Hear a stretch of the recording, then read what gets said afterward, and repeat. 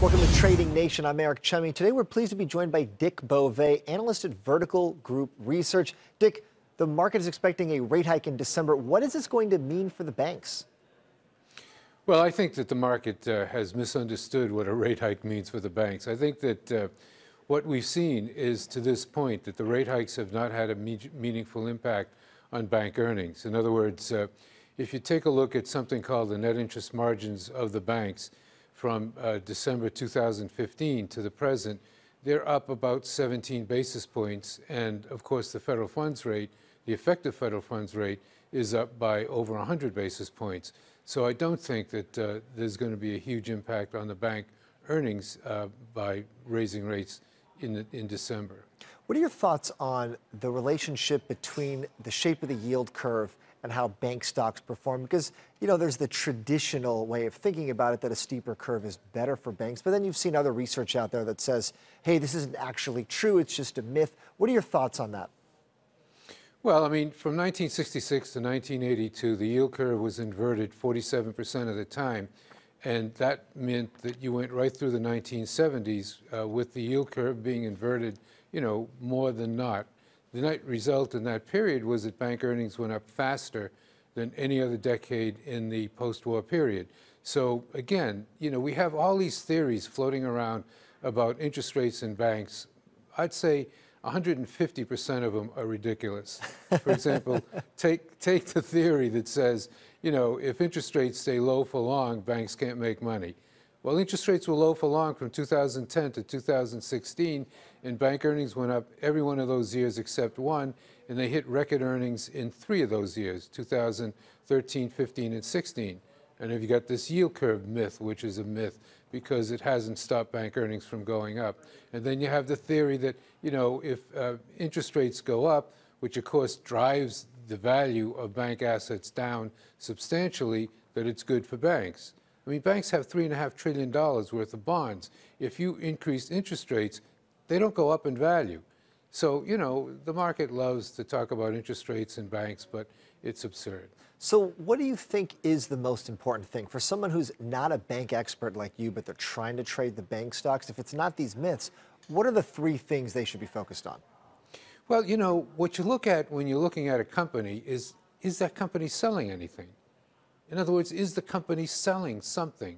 And banks are no different than any other companies. They have to sell something in order for their earnings to go up. And the something that they sell are loans.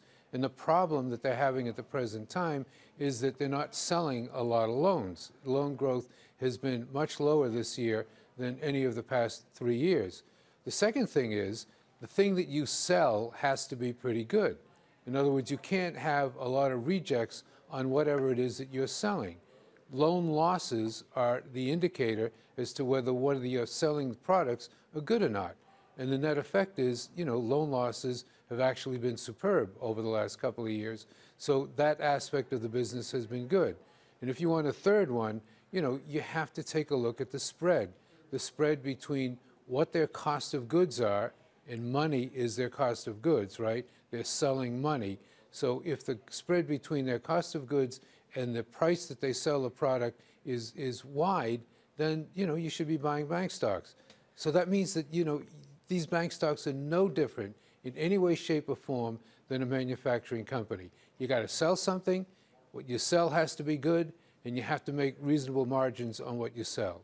I like that. So, yeah, who cares if they're banks? They're just a company selling stuff, and someone's got to buy it. I like that. So let's just go through a couple of names on the bull case, on the bear case, just banks that you like, that you don't like for, I don't know, the next 6 months, let's say.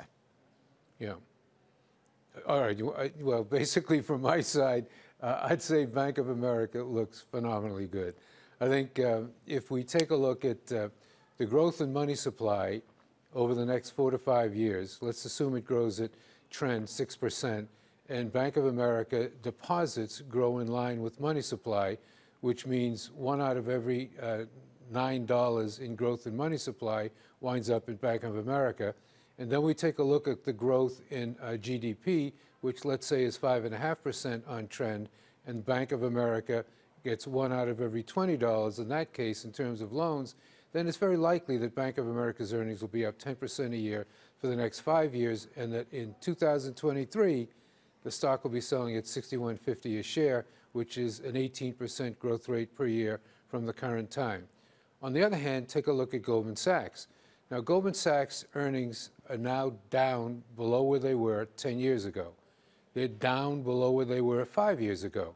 They're down below where they were last year, and I assume they're going to be down below where they were in the last quarter. So the net effect is this is a company which has this mystique, which is that it doesn't matter whether they earn money as long as they pay their executives a lot. And if they do that, then people want to buy the stocks. But the fact of the matter is there needs to be a sweeping change at the top of this company, including a change in the CEO, because it doesn't make money.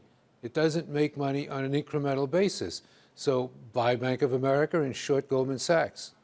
That's some strong words there. I wish we had more time to get into that, but I bet there will be probably some follow-up chatter about your ideas there at Goldman Sachs Management. Dick Bove from the Vertical Group, thanks for joining us here on Trading Nation. Thank you. And that was Dick Bove, of course. I'm Eric Chemi. Thanks for watching. We'll see you next time.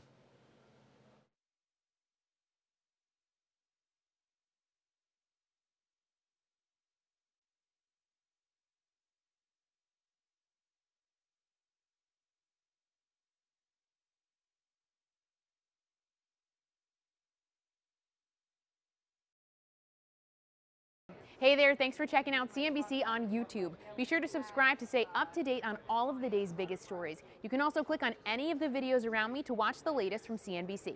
Thanks for watching.